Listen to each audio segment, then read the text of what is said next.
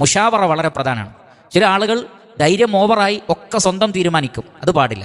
അമ്രുഹും Shura ബൈനഹും. നിങ്ങൾ എത്ര ധൈര്യശാലികളാണെങ്കിലും കാര്യങ്ങൾ കൂടി ആലോചിക്കണം. നബി സല്ലല്ലാഹു അലൈഹി വസല്ലമ മനുഷ്യരുടെ കൂട്ടത്തിൽ ഏറ്റവും വലിയ ധൈര്യശാലിയായിരുന്നു മുഹമ്മദ് നബി സല്ലല്ലാഹു അലൈഹി വസല്ലം. സഹാബികൾ പറയാണ്, ഉഹദ് യുദ്ധത്തിൽ ഞങ്ങൾ പരിചയാക്കിയത് നബിയായിരുന്നു.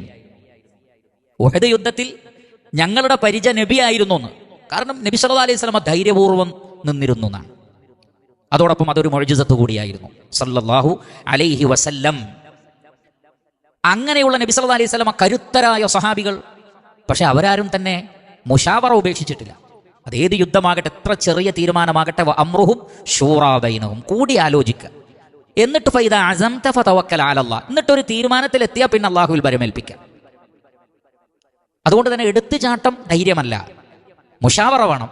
മുഷാവറ കൂടി തീരുമാനിച്ചിട്ട് പിന്നെ ഒരു ഷൂറ കൂടി ഉണ്ട്, അതാണ് സ്വലാത്തുൽ ഇസ്തിഖാറ.